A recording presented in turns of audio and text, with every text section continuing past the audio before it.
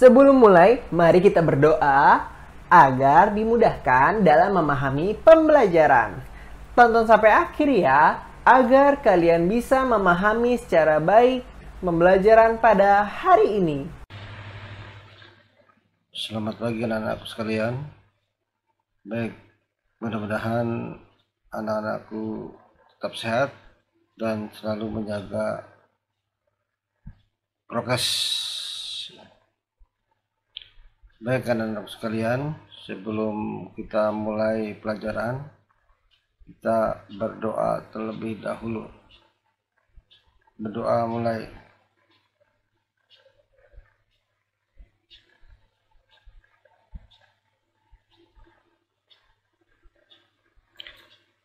Anak-anakku sekalian, kita pada hari ini akan belajar tentang pengertian mobilitas sosial. Mobile, bergerak, sosial, berteman. Apa itu mobilitas sosial? Baik anak-anak sekalian, mobilitas sosial adalah perpindahan posisi seseorang atau sekelompok orang dari lapisan yang satu ke lapisan yang lain. Jadi posisinya berpindah, baik itu secara individu maupun berkelompok dari satu lapisan ke lapisan yang lain. Di sini ada beberapa pengertian daripada mobilitas sosial. Yang pertama, menurut Paul B. Horton, mobilitas sosial adalah suatu gerak perpindahan dari satu kelas sosial ke kelas sosial lainnya atau gerak pindah dari strata satu ke strata yang lainnya. Itu menurut Paul B. Horton. Sedangkan menurut Kimball, Young, dan Raymond Max, mobilitas sosial adalah suatu gerak dalam struktur sosial, yaitu pola-pola tertentu yang mengatur organisasi suatu kelompok sosial. Struktur sosial mencakup sifat hubungan antar individu dalam kelompok dan hubungan antar individu dan kelompoknya. Sedangkan menurut Anthony Giddens, mobilitas sosial adalah menunjuk pada gerakan dari orang per orang dan kelompok-kelompok di antara kedudukan sosial ekonomi yang berbeda. Yang terakhir, menurut Horton dan Hun, mobilitas sosial merupakan tindakan perpindahan dari satu kelas sosial ke kelas sosial yang lainnya. Jadi itu pengertian mobilitas sosial. Jadi kesimpulannya, mobilitas sosial itu gerak atau perpindahan penduduk dari satu status sosial satu menuju ke status sosial yang lainnya. Baik, mobilitas sosial, ada mobilitas sosial positif, ada juga mobilitas sosial negatif atau turun. Jadi bentuk-bentuk mobilitas sosial. Yang pertama, mobilitas sosial positif atau naik, yaitu perubahan atau dampak yang akan lebih mempercepat tingkat perubahan sosial masyarakat ke arah yang lebih baik. Sedangkan mobilitas sosial negatif atau turun, yaitu perubahan atau dampak yang akan lebih mempercepat tingkat perubahan sosial masyarakat ke arah yang lebih buruk. Jadi, kalau mobilitas sosial positif atau naik itu mengakibatkan status sosialnya itu akan lebih tinggi, ya, ke arah yang lebih baik. Sedangkan mobilitas sosial negatif itu berdampak pada perubahan sosial ke arah yang lebih buruk. Baik, kita lihat mobilitas vertikal. Mobilitas sosial vertikal adalah perpindahan seseorang atau kelompok dari satu kedudukan sosial ke kedudukan sosial lain yang tidak sederajat, baik pindah ke tingkat yang lebih tinggi social climb maupun turun ke tingkat yang lebih rendah atau social sinking. Nah, jadi itu mobilitas vertikal, bisa naik derajatnya, bisa lebih rendah derajatnya. Baik, kita bahas satu persatu mengenai mobilitas vertikal, baik mobilitas vertikal ke atas maupun mobilitas vertikal ke bawah atau turun. Mobilitas vertikal ke atas disebut juga social climbing.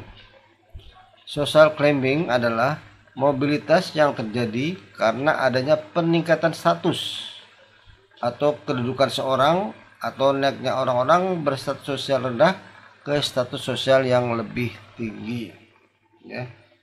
Itu mobilitas vertikal ke atas. Contohnya adalah seorang karyawan yang prestasinya baik kemudian berhasil menduduki sebagai kepala bagian, manajer, bahkan menjadi direktur suatu perusahaan. Ini merupakan contoh mobilitas jenis vertikal ke atas atau bentuk social climbing. Contoh yang lain misalnya terbentuknya suatu kelompok baru yang lebih tinggi daripada lapisan sosial yang sudah ada. Ya, jadi itu tentang mobilitas vertikal ke atas. Baik, sekarang mobilitas vertikal ke bawah atau social sinking. Social sinking adalah merupakan proses penurunan status atau kedudukan seseorang. Proses social sinking seringkali menimbulkan gejolak kejiwaan bagi seseorang karena ada perubahan pada hak dan kewajibannya. Contoh, seorang pegawai diturunkan pangkatnya karena melanggar aturan sehingga ia menjadi pegawai biasa, ya. Jadi yang tadinya pejabat, misalkan tahu-tahu dia melanggar aturan, akhirnya dia menjadi bawahannya. Nah, jadi ini bisa menimbulkan gejolak kejiwaan seorang. Atau misalnya dari kepala sekolah lalu tiba-tiba dia turun jabatannya menjadi guru. Nah, ini berakibat kepada kejiwaan seorang, ya. Yang tadinya dia kepala sekolah nyuruh-nyuruh, sedangkan setelah jadi guru dia disuruh-suruh oleh kepala sekolah yang lain. Nah, ini juga menimbulkan gejolak kejiwaan seorang. Baik, anak-anak sekalian, tadi tentang mobilitas vertikal. Sekarang kita lanjut pada mobilitas horizontal. Apa itu mobilitas horizontal? Mobilitas horizontal adalah perpindahan status sosial seorang atau sekelompok orang dalam lapisan sosial yang sama.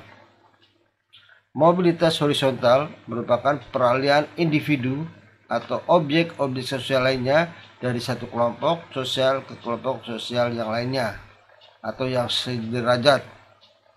Pada mobilitas horizontal tidak terjadi perubahan dalam derajat kedudukan seseorang. Misalkan dia tadinya jadi kepala bagian lalu dipindahkan di satu tempat jadi kepala bagian lagi. Itu adalah mobilitas horizontal.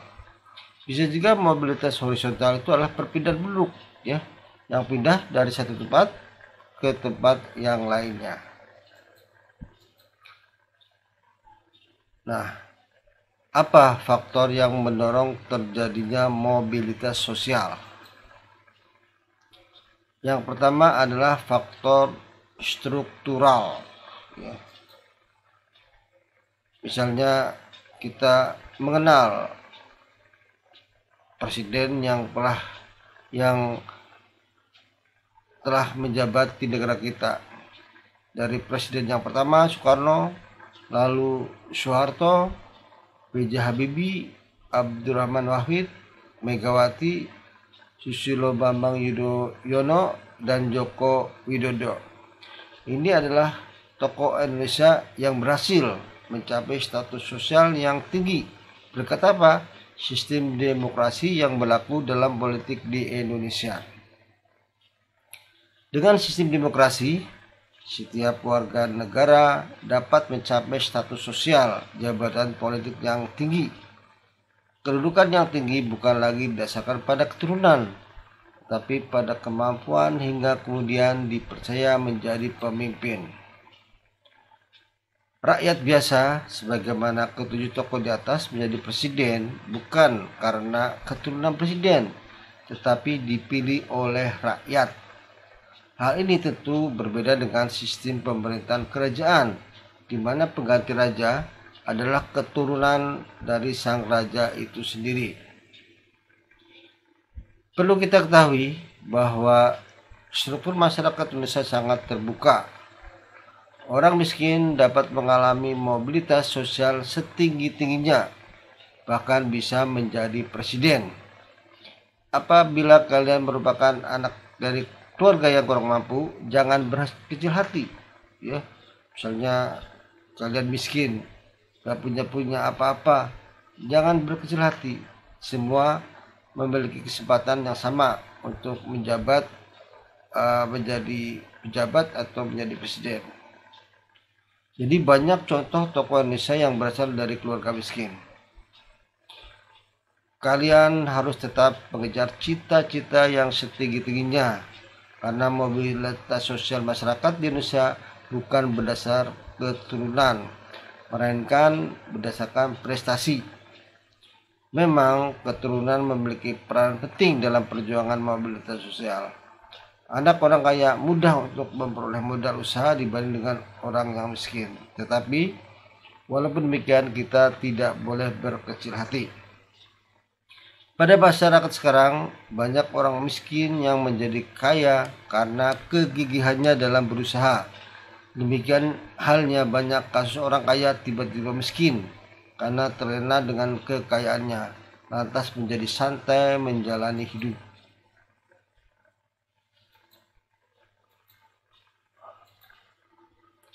Yang kedua adalah faktor individu. Setiap individu memiliki perbedaan dalam sikap, pengetahuan, dan keterampilan. Dua orang memiliki pengetahuan dan keterampilan yang relatif setara, belum tentu menjadi berhasil dalam melaksanakan mobilitas sosial ke atas. Hal ini disebabkan keberhasilan individu sangat ditentukan oleh sikap dan perilaku individu tersebut. Sebagai contoh, dua orang sarjana dari perguruan tinggi yang sama-sama melamar pekerjaan di suatu perusahaan, maka hanya satu orang yang diterima karena dianggap memiliki ambisi dan komitmen dalam hidup. Kalian dapat menemukan berbagai contoh perbedaan individu orang-orang di sekitar tempat tinggalmu yang mempengaruhi peluang mereka mengalami mobilitas sosial ke atas.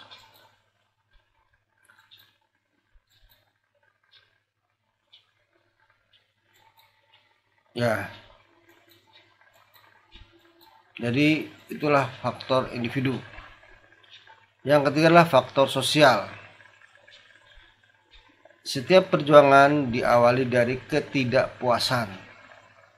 Ketidakpuasan akan status sosial mendorong manusia terus berjuang segigih-gigihnya. Setiap manusia dilahirkan dalam status sosial yang dimiliki oleh orang tuanya. Saat ia dilahirkan, tidak ada satu manusia pun yang dapat memilih status. Apabila ia tidak puas dengan kedudukan yang diwariskan oleh orang tuanya, ia dapat mencari kedudukannya sendiri di lapisan sosial yang lebih tinggi.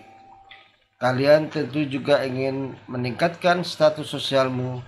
Orang tuamu juga selalu berpesan supaya kalian belajar giat. Mereka berharap suatu saat kalian lebih berhasil dari orang tuanya. Yang keempat adalah faktor ekonomi. Keadaan ekonomi dapat menjadi pendorong terjadinya mobilitas sosial. keadaan ekonomi yang lebih baik memudahkan individu dan kelompok melakukan mobilitas sosial. Kalian dapat memperhatikan berbagai fenomena masyarakat di sekeliling kita. Masyarakat yang kondisi ekonominya baik cenderung lebih mudah melakukan mobilitas sosial. Dengan kondisi ekonomi yang baik, mereka mudah untuk memperoleh modal, pendidikan, dan kesempatan lainnya. Jadi, ini bisa dianggap akhirnya orang kaya semakin kaya, miskin semakin miskin. Jadi, kita jangan terpengaruh oleh ungkapan-ungkapan seperti itu. Jadi hal itu berbeda dengan masyarakat yang mengalami kesulitan ekonomi atau bahkan kesulitan memenuhi kebutuhan dasarnya. Pada masyarakat yang mengalami kesulitan memenuhi kebutuhan dasar, prioritas utama adalah pemenuhan kebutuhan primer. Yang kelima adalah faktor politik. Bangsa Indonesia patut bersyukur karena memiliki stabilitas politik yang baik, kondisi negara aman dan damai, sehingga para pemimpin dapat menjalankan roda pembangunan dengan baik. Semua rakyat berperan aktif dalam membangun. Kondisi ini tentu berbeda dengan situasi Indonesia pada tahun 1945 sampai 1950. Pada masa itu masih dalam taraf kestabilan politik. Pada masa tersebut, situasi politik dalam negeri tidak menentu. Belanda masih berusaha menguasai Indonesia sehingga memilih perang baru. Beberapa pemberontakan juga terjadi yang membuat pemerintah lebih sibuk mengurus keamanan negara daripada meningkatkan perekonomian. Hal ini jelas mempengaruhi stabilitas sosial warga negara.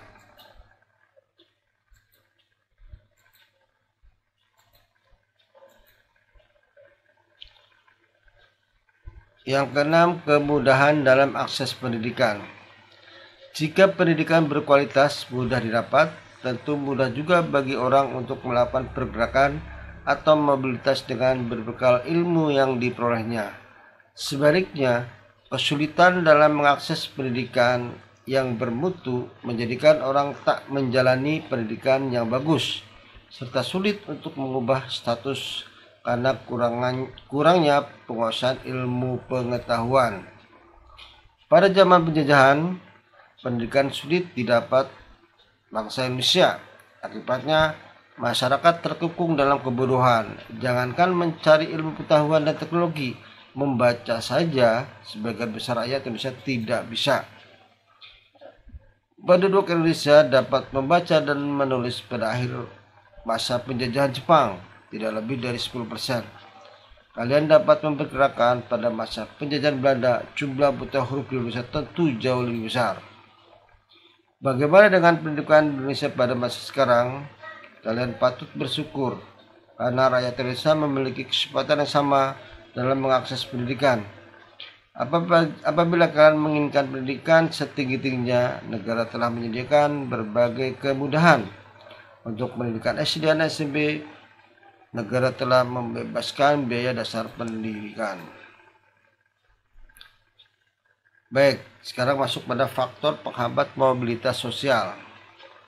Yang pertama adalah faktor kemiskinan. Faktor ekonomi dapat membatasi mobilitas sosial.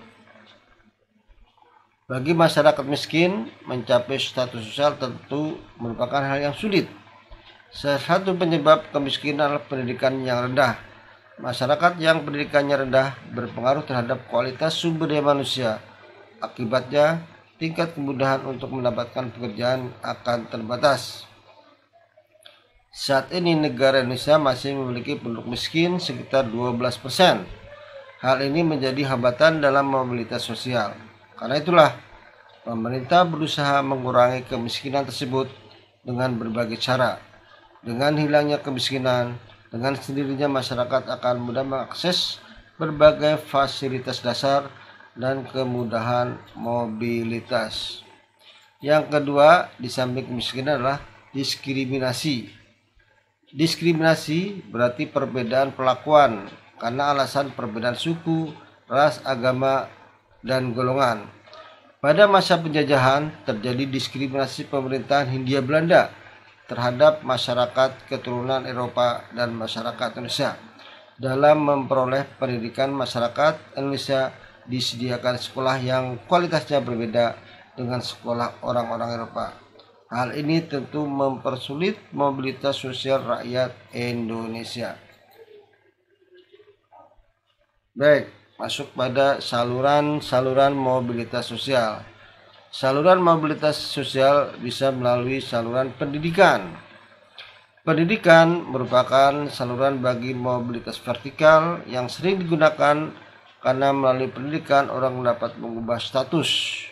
Lembaga-lembaga pendidikan pada umumnya merupakan saluran yang konkret dari mobilitas vertikal ke atas, bahkan dianggap sebagai social elevator, perangkat yang mengangkat seorang dari kedudukan yang rendah ke kedudukan yang lebih tinggi.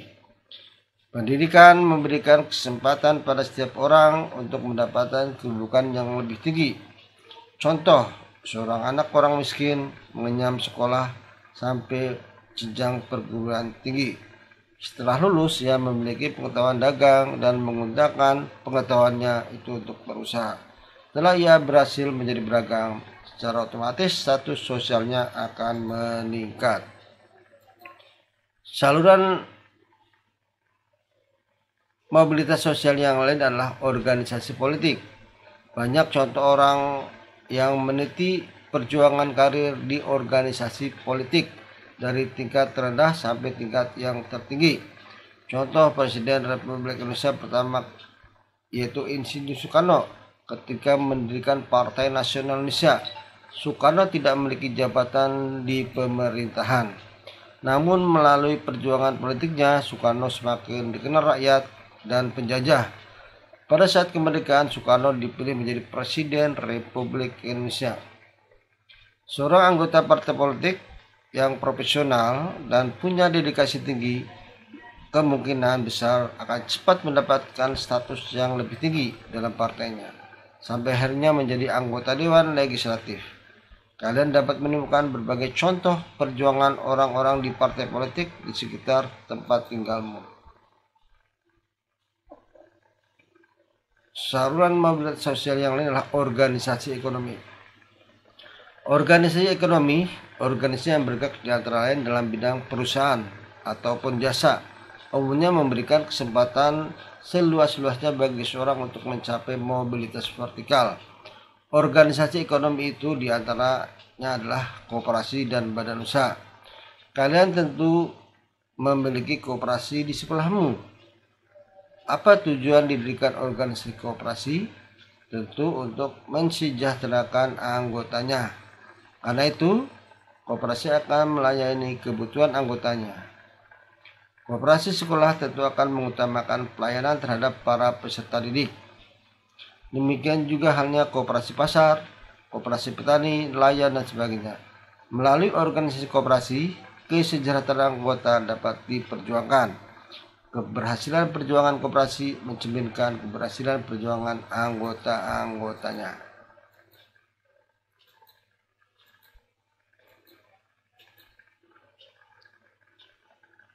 Ya, saluran mobilitas sosial yang adalah organisasi profesi.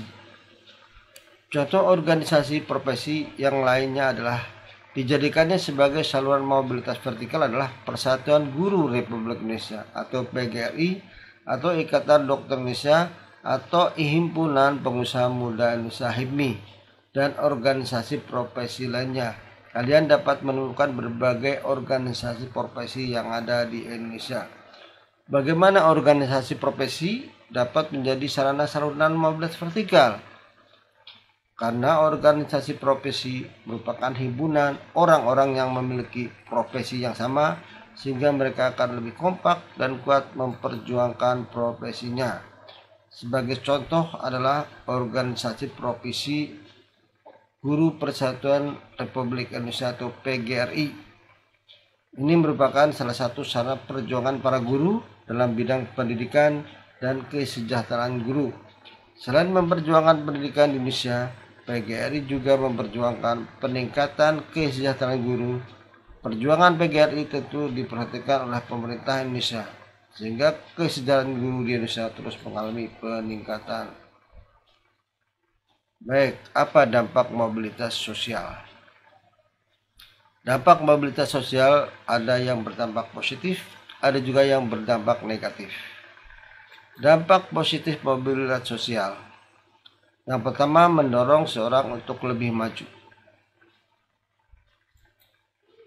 Terbukanya kesempatan untuk pindah dari strata satu ke strata yang lain menimbulkan motivasi yang tinggi pada diri seorang untuk maju di berbagai bidang. Kalian dapat membedakan kondisi Indonesia sebelum dan sudah kemerdekaan. Pada masa penjajahan, banyak rakyat kecil yang tidak memiliki cita-cita menjadi camat, bupati, atau gubernur. Hal ini karena tidak adanya kesempatan untuk itu. Bagaimana dengan sekarang? Banyak rakyat kecil kemudian berhasil menjadi pemimpin di berbagai bidang. Dampak positif yang kedua adalah mempercepat tingkat perubahan sosial. Mobilitas sosial akan lebih mempercepat tingkat perubahan sosial masyarakat ke arah yang lebih baik. Contoh, Indonesia sedang mengalami perubahan dari masyarakat agraris ke masyarakat industri. Perubahan ini akan lebih cepat terjadi jika didukung sumber daya manusia yang berkualitas. Hal itu berarti perlu peningkatan kualitas pendidikan. Keberhasilan mobilitas sosial di Indonesia berarti membuat orang Indonesia memiliki kedudukan yang terhormat. Cerdik cendekiawan yang semakin banyak secara langsung mendorong terjadinya perubahan sosial budaya masyarakat. Perubahan yang mudah dilihat misalnya pada masyarakat desa. Penduduk berhasil melakukan mobilitas sosial, biasanya akan mempengaruhi teman-teman atau masyarakat lainnya. Banyak orang-orang desa yang pengen pergi ke kota bila mereka melihat teman yang dari desa itu berhasil. Hal ini berarti secara langsung akan mendorong terjadinya perubahan sosial budaya di desa. Penduduk yang sebagian besar berpendidikan rendah, kemudian berpendidikan tinggi akan berpengaruh terhadap gaya hidup di mata pencaharian mereka. Yang ketiga adalah meningkatkan integritas sosial. Terjadinya mobilitas sosial dalam suatu masyarakat dapat meningkatkan integrasi sosial. Contohnya, ia akan menyesuaikan diri dengan gaya hidup, nilai-nilai dan norma-norma yang dianut oleh kelompok orang dengan status sosial yang baru, sehingga tercipta integrasi sosial. Perubahan sosial yang terjadi pada suatu masyarakat akan mendapat respon yang berbeda dari masyarakat lain. Respon tersebut dapat berupa tantangan, namun juga dapat berupa penerimaan. Penerimaan pengaruh yang diakibatkan oleh mobilitas sosial tentu merupakan salah satu contoh terjadinya integrasi dalam masyarakat. Baik, dampak negatif dari mobilitas sosial. Yang pertama, bisa terjadi konflik, ya. Jadi konflik antar strata atau golongan atau kelompok. Mobilitas sosial merupakan salah satu perjuangan manusia dan kelompok sosial untuk mencapai posisi sosial yang semakin tinggi. Dalam hal ini sangat wajar kalau kemudian timbul persaingan yang kerap untuk memunculkan konflik. Dalam perjalanan hidup manusia, persaingan tidak dapat dihindarkan. Persaingan selalu muncul dengan berbagai kategorinya. Bahkan persaingan bisa menjelma menjadi konflik. Perjuangan bangsa Indonesia untuk memperoleh kemerdekaan mendapat tantangan luar biasa dari penjajah. Konflik ini tidak dapat dihindarkan, bahkan sampai terjadi perang. Sebagai contoh kecil, perjuangan karyawan bawahan di suatu perusahaan untuk mencapai kedudukan yang lebih tinggi akan menghadapi persaingan dari karyawan yang lain. Bahkan dapat pula terhadap atasan yang takut kedudukannya tergeser. Contoh lain, perjuangan di dalam partai politik dan antar partai politik. Semua partai politik berjuang salah satunya untuk memperoleh kekuasaan. Kondisi ini tentu menimbulkan persaingan yang kadang memunculkan konflik. Kalian tentu masih ingat peristiwa gerakan 30 September 65. Peristiwa tersebut merupakan salah satu dampak negatif dari ambisi mereka jabatan atau kekuasaan yang lebih tinggi. Persaingan antar partai politik di Indonesia mengakibatkan konflik yang membahayakan kelangsungan bangsa Indonesia. Persaingan ataupun konflik perlu disikapi dengan bijaksana. Persaingan tidak dapat dihindarkan, tetapi persaingan tidak sehat akan menyebabkan konflik. Karena itulah, setiap perubahan sosial hendaknya selalu dikelola dengan sikap yang positif.